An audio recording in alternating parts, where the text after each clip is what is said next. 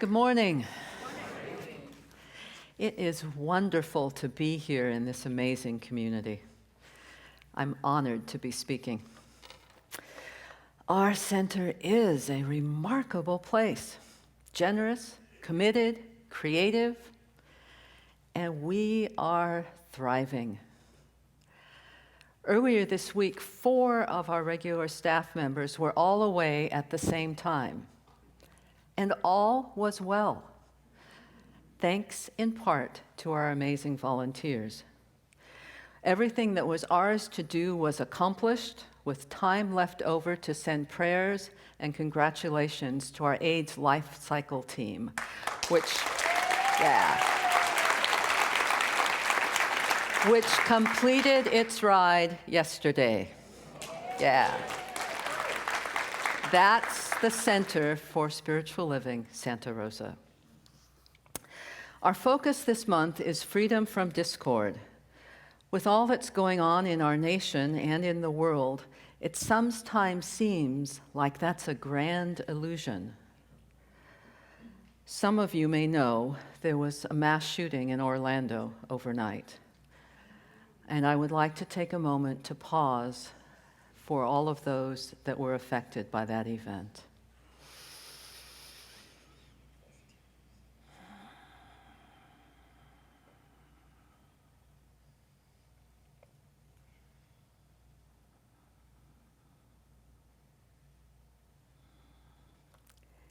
Even in this tender moment, we believe the ultimate goal of life is freedom from all discord of every nature, and that this goal is sure to be attained by all.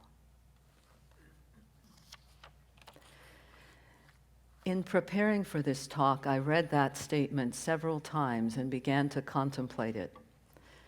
I invite you to close your eyes again for a moment and let the words and their meaning settle into you as I read it.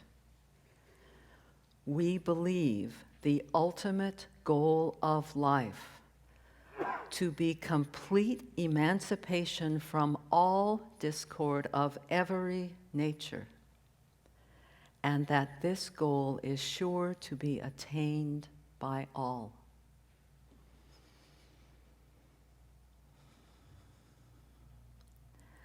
As I sat with this principle, I began to wonder, what enslaves me? What stories do I tell myself that aren't really who I am? Where am I not at peace with myself?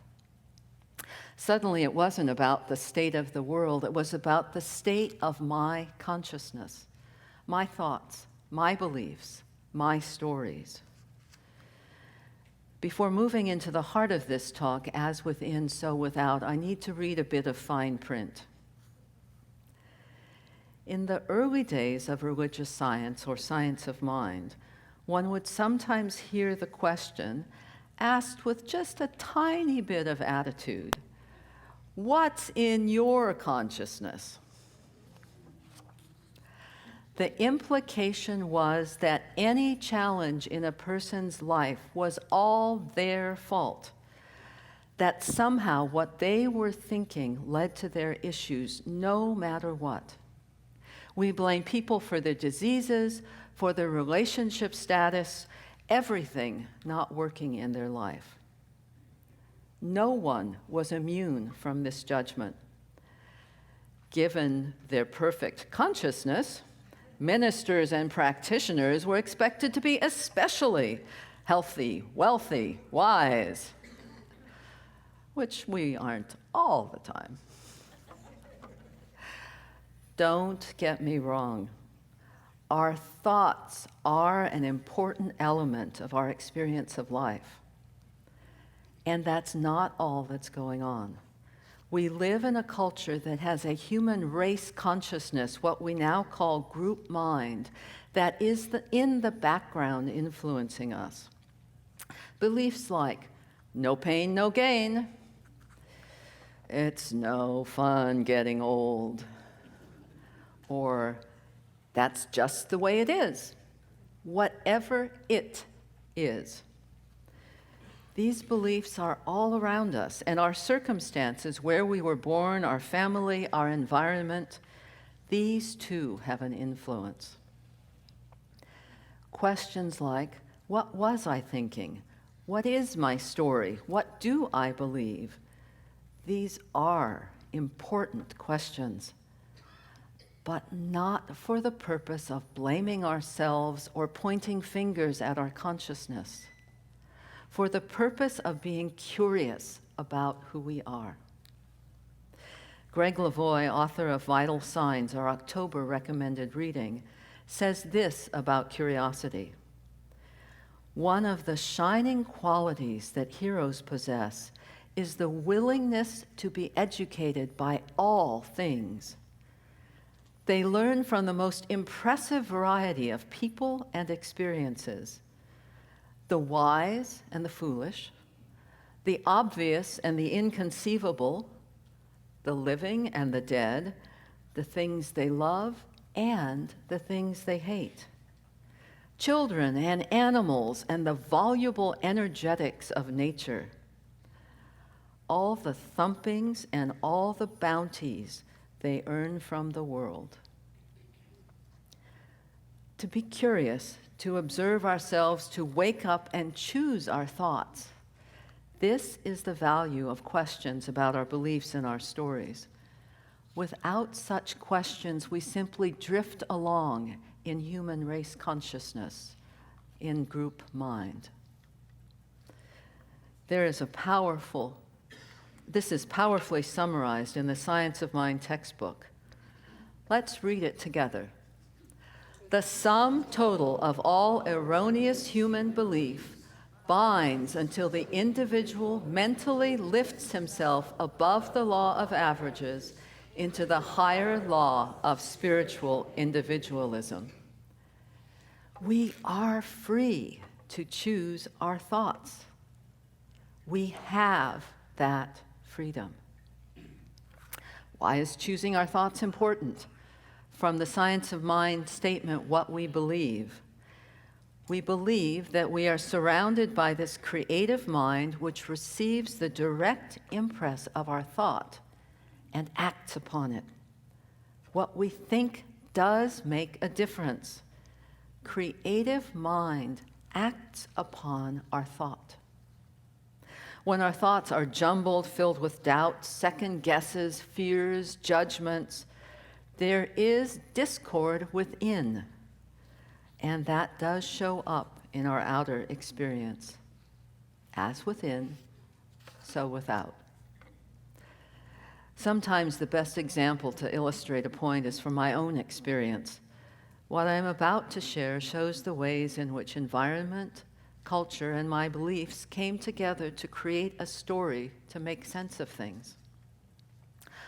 All of us human beings do this, create meaning, make sense of our lives with stories. Some stories are good, others not so much. The good news is that all of us can rewrite our stories.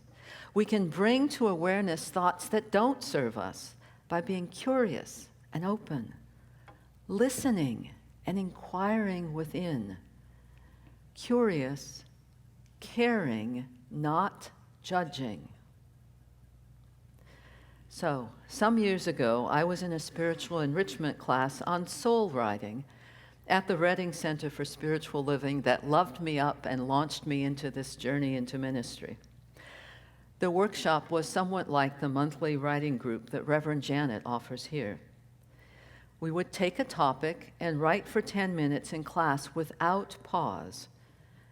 If nothing came to mind, I would just write, I don't know what to write, this is silly, blah, blah, blah, until eventually more words came. The assignment that morning was to write about a negative belief we had about ourselves. Mine was the belief that I was a fraud. When I explained this belief to people, I told them it came from my ability to get good grades without a lot of effort. That I was a fraud because people admired me for grades I hadn't worked hard to get. Remember? No pain, no gain. And so, in my life, this story had me constantly trying to prove that I wasn't a fraud, that I was legit. In the writing workshop, after a brief centering prayer, I put pen to paper, having no idea what to expect. In that 10 minutes, from deep within, Spirit wrote that I actually believed I was a fraud, not because of my easy grades, but because people didn't know that good little Tara was actually a bad girl. I hadn't any idea that that very old childhood story was there. It had literally never come up. That story was the reason I believed I was a fraud, that I wasn't the good little girl everyone praised. Of course, oh my goodness, yes. Tears of recognition and laughter at that belief. Finally, it had come to light. Once hidden beliefs are uncovered, they have much less power. We can then choose a different story, release old stuff, see ourselves as the perfect, creative expressions of spirit that we are. Again, from Ernest Holmes, writing in the Science of Mind textbook. Man comes into this life subjective to the race consciousness and to his own environment. He unfolds his own personality and begins to create new subjective thought. He thinks and observes, draws certain conclusions and deductions, and incorporates them within his mentality until, at last, they also become part of the relative cause of his objective existence. Healing, then, is accomplished by uncovering, neutralizing, and erasing false images of thought, and letting the perfect idea reflect itself through subjective mind into the body. What Holmes is saying is that at our birth and in childhood, our experience and understanding of life are based on the values of human race consciousness, group mind, and where we live. As we grow up, we think about and contemplate our life, becoming more and more individualized through the creative power of our thought. What we focus on grows. Those patterns of thought cause effects in our life experience. Not all our thoughts, nor our environment, nor group mind are positive. Some of them limit us, trap us, shut down our possibilities. Healing and wholeness come when we recognize those distortions of truth, thoughts and beliefs that don't serve us, and remember that we are perfect, whole, complete. Before moving on to talk about the creative process, let's look at a couple more examples of the power of our thoughts and the stories that they create. Our perception of time is a good example. Some of you undoubtedly heard in class or in science discussions on NPR that time is a construct. There is no reality to time. That's an academic recognition that we tell a story about time, a story that has a function and creates order in our life. There's another, perhaps more practical example of the vagaries of time.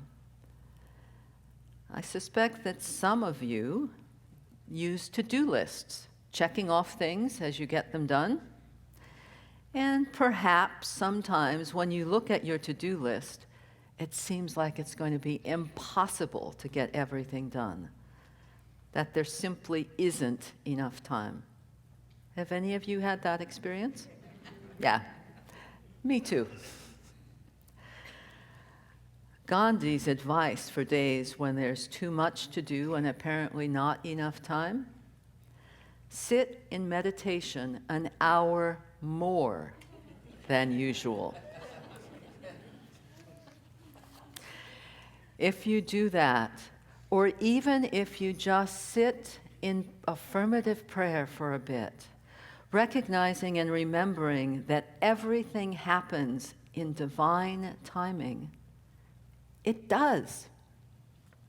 What didn't seem possible gets done. Time shows up when needed. Someone cancels an appointment or shifts a deadline. Things change when we let go of the story that there isn't enough time. And one final example of how our thoughts affect our reality.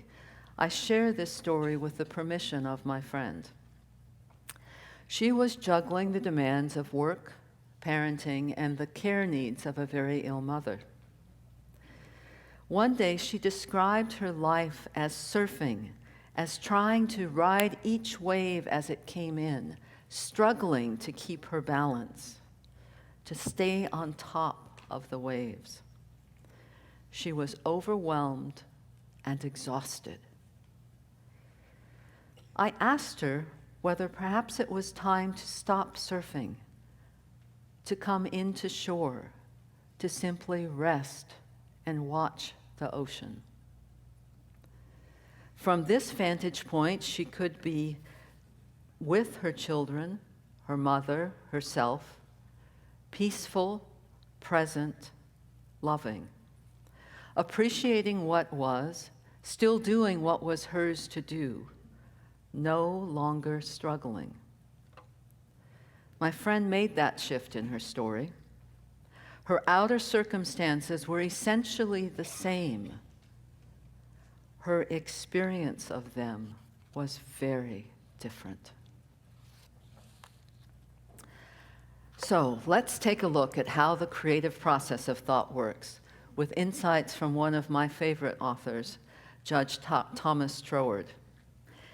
It was actually his Edinburgh lectures that helped me make sense of Ernest Holmes.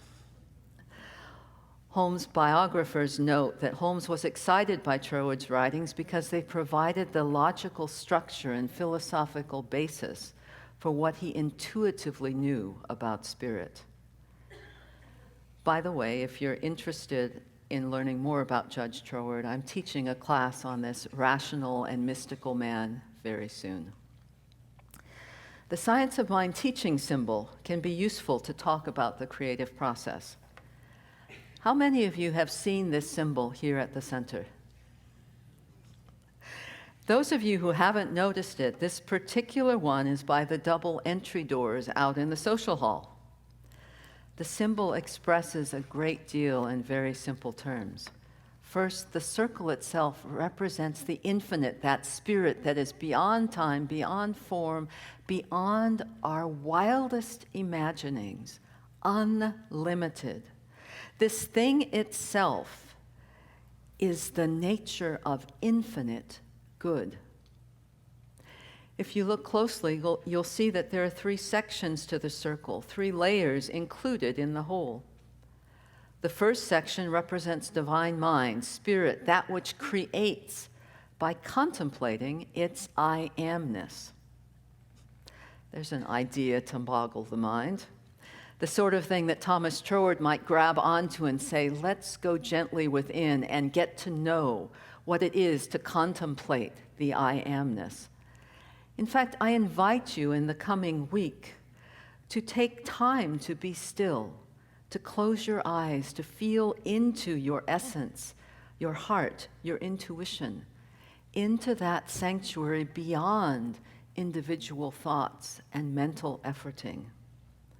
Feel into and sense the divine within, good, spirit, the one.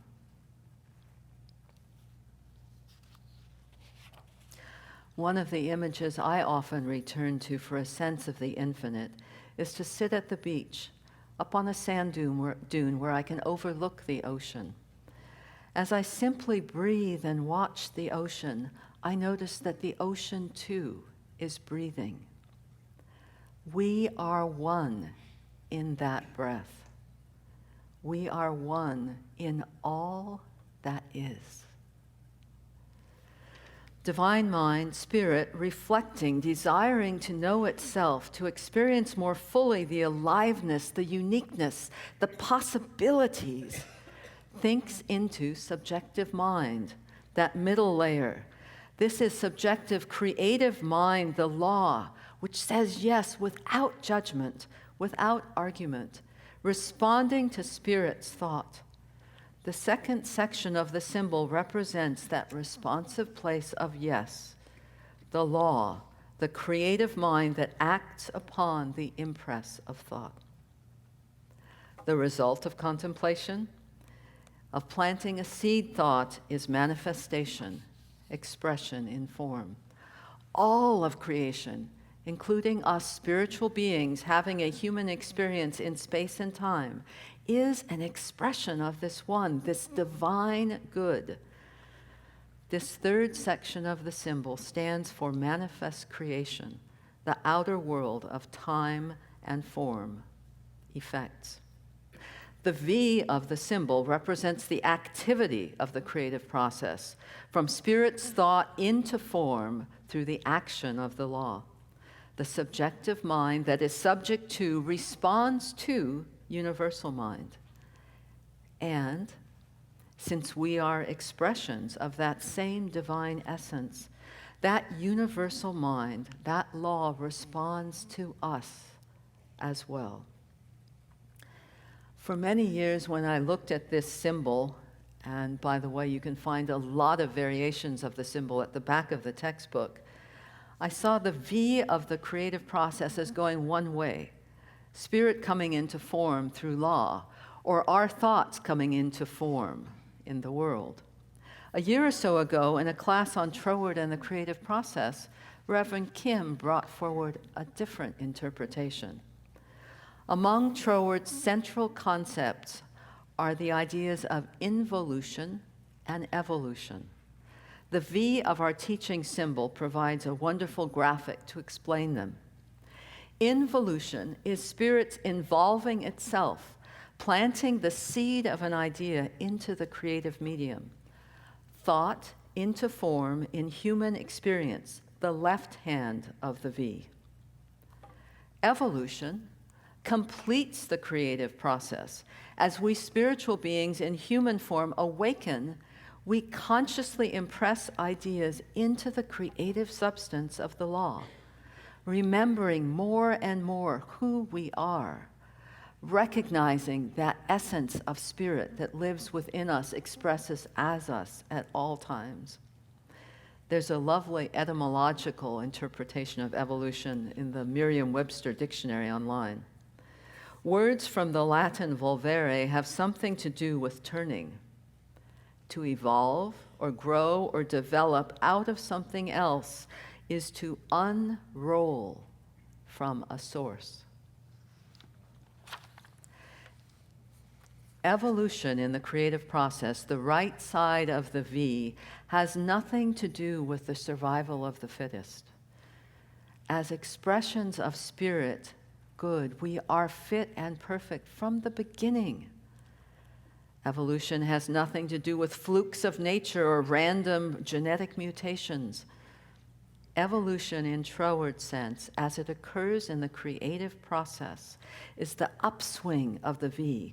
It is humanity's realization of its inner essence, responding to spirit's yearning for our full blossoming to the truth of who we are. From spirit into form, from inspired form into the recognition of spirit. Creative process is that whole, that circulating, live, vital process. Spirit alive and present in all things, formed and unformed. We are a reflection of divine mind. We are an expression of the one, with its infinite possibilities to be uncovered and individualized as we are. Let's close as we began, looking at what it is like to be free of all discord of every nature. In our textbook, page 451, Holmes describes the cosmic mind in action. The cosmic mind is neither wishy-washy nor willy-nilly.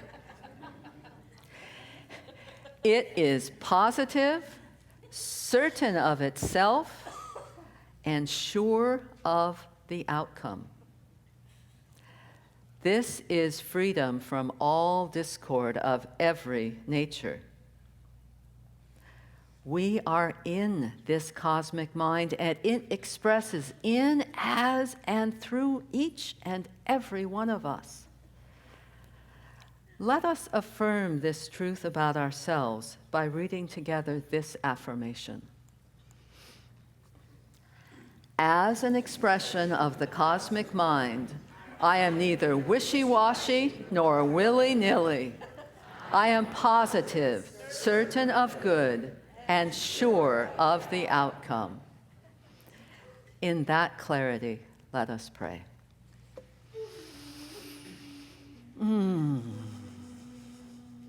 Positive, sure of good, certain of the outcome. In this moment, I know there is only one thing happening here. That is Spirit, the divine, expressing in, through, and as each one of us. That yearning toward good is alive, vital, and expressive. That knowing the good comes forth in each and every being on this planet as we remember more and more in each moment our divine essence. We trust, we know, we let this being free,